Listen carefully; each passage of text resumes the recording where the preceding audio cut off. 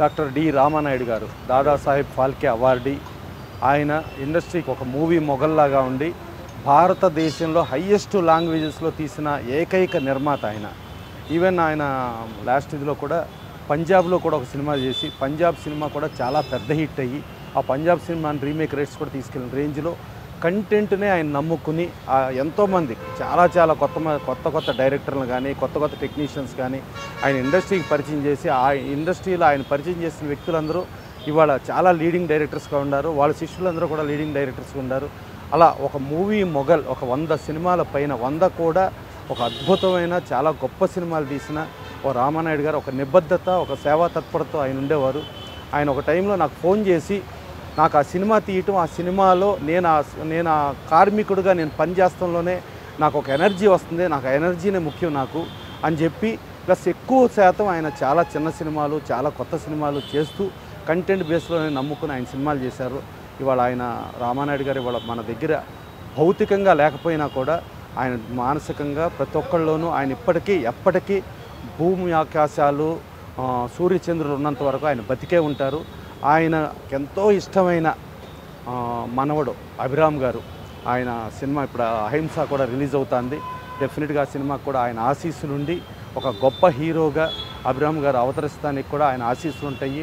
అలాగే ఆ కుటుంబానికే కాకుండా ఎంటైర్ సినీ కుటుంబానికి మొత్తానికి రామానాయుడు గారు ఒక ఫిలిం ఛాంబర్ ఆఫ్ కామర్స్ బిల్డింగుల్లో చూసుకుంటే డాక్టర్ డి రామానాయుడు బిల్డింగ్, అలాగే ఫిలిం నగర్ కల్చరల్ సెంటర్ చూసుకుంటే డాక్టర్ డి రామానాయుడు బిల్డింగ్.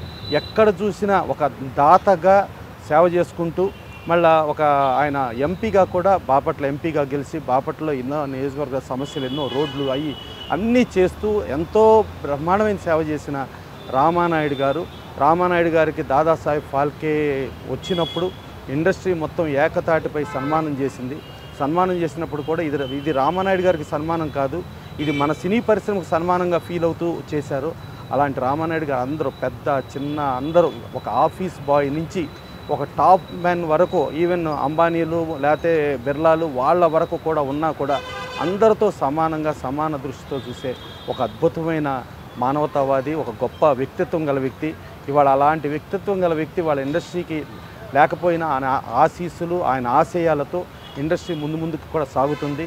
డెఫినెట్గా అలాంటి మహానుభావుడికి ఇవాళ మనం అంజలి ఘటించాల్సిన ఇది మనం చేస్తున్నామని అంటే ఆయన ఇప్పటికీ మన దగ్గర ఉన్నారు, మన పైనుండి మనని అన్నీ చూస్తూనే ఉన్నారని చెప్పి ఆశిస్తూ సెలవు తీసుకుంటాం. Movie mogul Dadasaheb Phalke award గ్రహీత డాక్టర్ దగ్గుపాటి రామానాయుడు గారి ఈరోజు 9వ వర్ధంతి సందర్భంగా ఇక్కడ వారికి నివాళులు అర్పించడం జరిగింది. పెద్దలు ప్రసన్న కుమార్ గారు, అలాగే మనవడు అభిరామ్ గారు, సంతోష్ గారు, బాలరాజు గారు ఈ కార్యక్రమానికి ఇచ్చేసి వారిని స్మరించుకుంటూ తెలుగు పరిశ్రమ ఉన్నంతకాలం రామానాయుడు గారు సజీవంగానే ఉంటారు.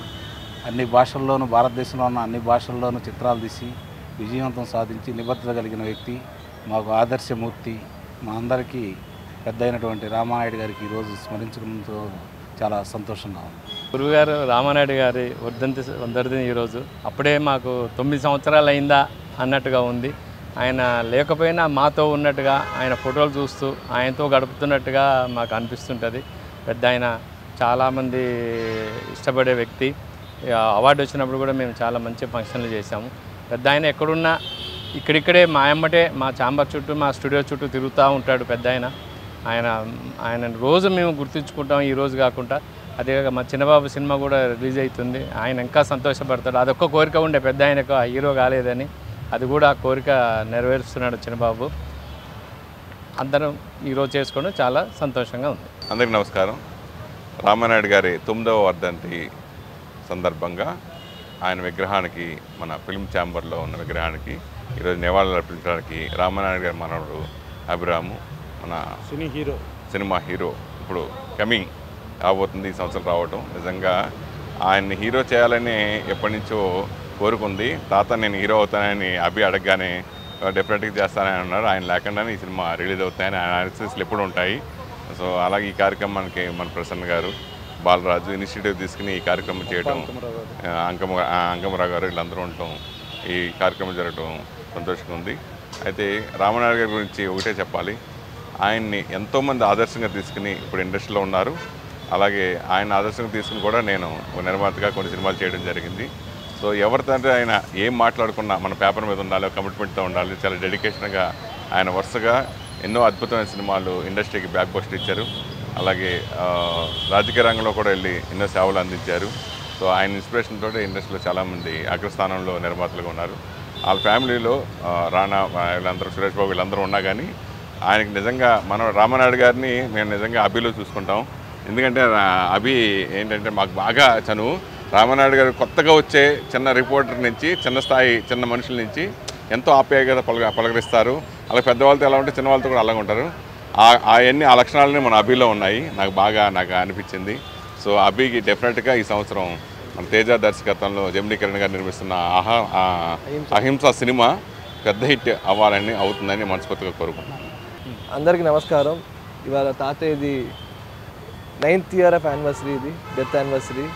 అంటే ఆయన లేరు అనే ఫీలింగ్ లేదు ఇంకా నాకు. ఎందుకంటే నాకు ఇంకా ఆయన నాతోనే ఉన్నారు అనే ఫీలింగ్లో ఉన్నా నేను. ఎందుకంటే I see him every day. ఎందుకంటే నాకు చిన్నప్పటి నుంచి ఆయనే నా ప్రపంచం. సో ఆయన హీరోగా చూడాలనుకున్న మనిషి అయినా. కానీ తాత, నేను మీ డ్రీమ్ని సక్సెస్ చేశాను. సో నాకు ఎప్పుడు మీ బ్లెస్సింగ్స్ కావాలి. And I will make you proud తాత. నాకు మాటలు రావట్లేదు, ఎందుకంటే ఆయన గురించి నాకు అంత ప్రేమ ఆయన గురించి నాకు. సో ఎక్కడున్నా ఆయన హ్యాపీగా ఉండాలి. అండ్ మనతోనే అందరు చెప్పినట్టు ఫిలిం ఛాంబర్లో, స్టూడియోలో చుట్టూ తిరుగుతూ ఉంటారు ఆయన. నేను వైజాగ్ ఎప్పుడు వెళ్ళినా నాకు ఆయన నా పక్కనే ఉన్న ఫీలింగ్ ఉంటుంది. స్టూడియోకి వెళ్ళినా కూడా నా పక్కనే ఉన్న ఫీలింగ్ ఉంటుంది నాకు ఆయనతో. So I wish him wherever he is happy, he has to be happy. Love you, Tata. Thank you.